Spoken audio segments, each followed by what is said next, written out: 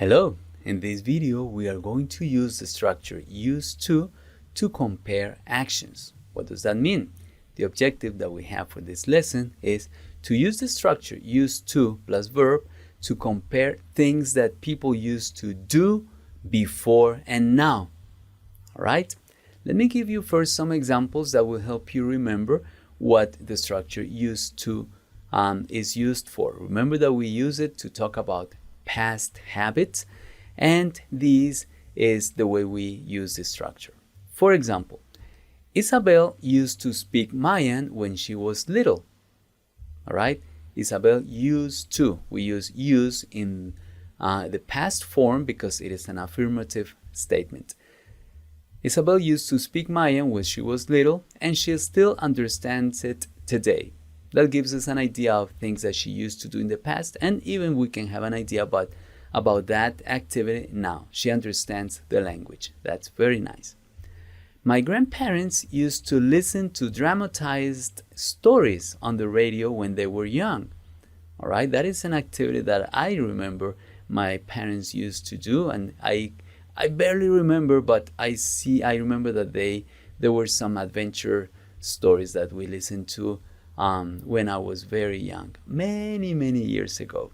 All right, so we use used to plus a verb to describe actions in the past. Let me give you an example of things that we can say to compare to actions, to activities. My father used to ride a motorcycle every day. All right, that's what happened in the past. And now he doesn't even let me get close to one. He doesn't let me get close to a motorcycle. All right, that gives me an idea about that action, what happens today. All right, what is important actually is that you use the structure used to plus a verb to describe the past action. And you can, if you need to compare it to one now, of course you may use a present tense for the activity, for the description of the activity that happens in the present.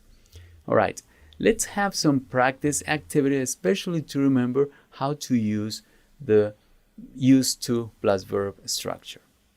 Listen to this one. Using the pictures below as a reference, describe the things that Natalia used to do when she was younger. Let's practice this first. So Natalia used to do several things, and I hope that these pictures give you an idea about the things that she used to do, but I would like for you to add some context to the activity. Don't say just, for example, she liked to eat breakfast, but give some more information about that activity. All right, so be creative and use used to plus the verb correctly. All right, I am going now to ask you to please pause my video, complete the activity, and when you are ready, will you come back to check your answers against some that I have here for you. All right, pause the video, complete the activity, please. All right, thank you very much. Let me show you some sample answers. All right, Natalia used to cook breakfast on Sundays when she was only 10 years old. All right, that is some context for the action. She used to go to the beach with her whole family in the summer. All right. She used to practice soccer on Saturday mornings when she was in middle school. Nice. She used to sing in the school choir when she was in high school. That is context that you can add. She used to buy her tennis shoes at the same sporting goods store all the time. That is just inspired by the pictures that you were given, but of course, the answers that you may have given could be different, but that is fine. What is important is that you use used to correctly. Right? With that preparation, with that practice activity, I have one main activity for you, and these are the instructions. People do different things as time goes by. Compare the things people in your family used to do before and now, and write a short paragraph about it. So think about people in your own family. What things they did before and what things they do now, or what happened to those actions as time went by. All right? Please pause my video, complete the activity, and when you're ready, you come back so that I can show you some sample answers. Go ahead, pause the video, complete the activity, please.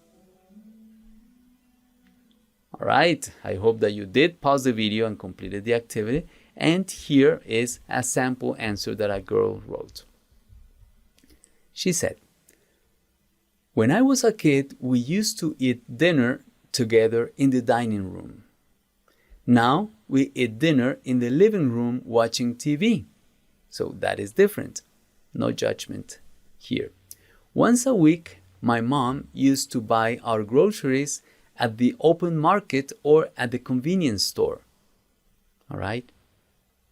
Now she buys all of our groceries from the supermarket. Things have changed. We used to take the bus for about an hour to go downtown. Now we go in our car in 20 minutes or less.